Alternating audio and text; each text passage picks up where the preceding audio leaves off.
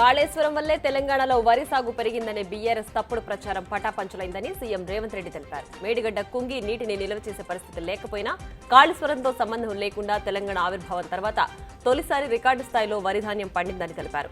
ఇది తెలంగాణ రైతుల ఘనత, వారు దేశానికి గర్వకారణం. ప్రతి రైతు సోదరుడికి హృదయపూర్వక అభినందనలని ట్వీట్ చేశారు.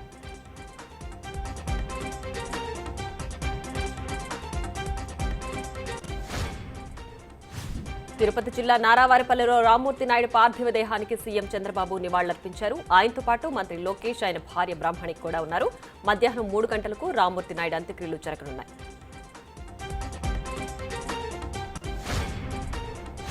వైసీపీ నేత మాజీ మంత్రి కొడాలి నానికి షాక్ తగిలింది. వైజాగ్ 3 టౌన్లో కేసు నమోదైంది. చంద్రబాబు, లోకేష్ పై గతంలో అనుచిత వ్యాఖ్యలు చేశారంటూ ఓ విద్యార్థిని ఫిర్యాదు చేశారు. దీంతో పోలీసులు కొడాలి నానిపై 352(3), 353(2) సెక్షన్ల కింద కేసు నమోదు చేశారు.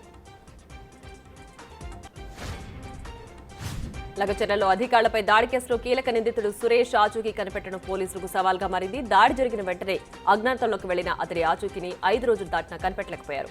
మహారాష్ట్రలోని పూణే ప్రాంతంలో తలదాచుకుని ఉంటాడని ఒక ప్రచారం ఉండగా, హైదరాబాద్లోని రహస్య ప్రదేశంలో దాగి ఉంటాడని మరో ప్రచారం నెలకొంది.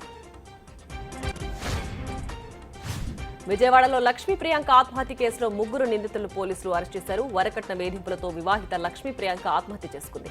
ఆమె తల్లిదండ్రుల ఫిర్యాదుతో కేసులో 3 నిందితులను పోలీసులు అరెస్ట్ చేశారు.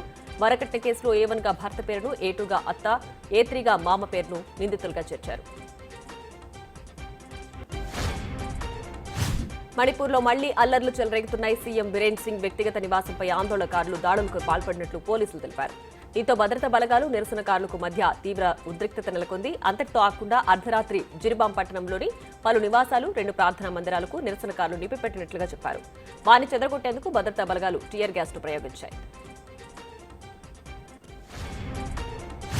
భారత సైన్యం అమ్మల పొదిలో మరో అస్త్రం చేరింది. శనివారం ఒడిశాలోని ఏపీజే అబ్దుల్ కలాం దీవి నుంచి భారత హైపర్సోనిక్ క్షిపణి పరీక్షను విజయవంతంగా నిర్వహించింది.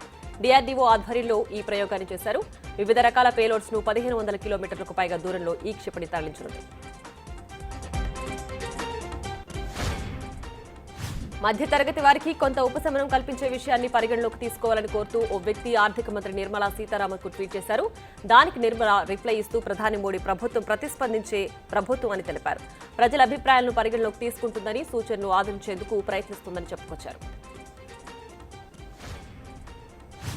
డెన్మార్క్ చెందిన విక్టోరియా కెజార్ హెల్విగ్ మిస్ యూనివర్స్ కిరీటాన్ని దక్కించుకున్నారు. 21 ఏళ్ల ఆమె 125 కంటెస్టెంట్లతో పోటీపడి విజేతగా నిలిచారు.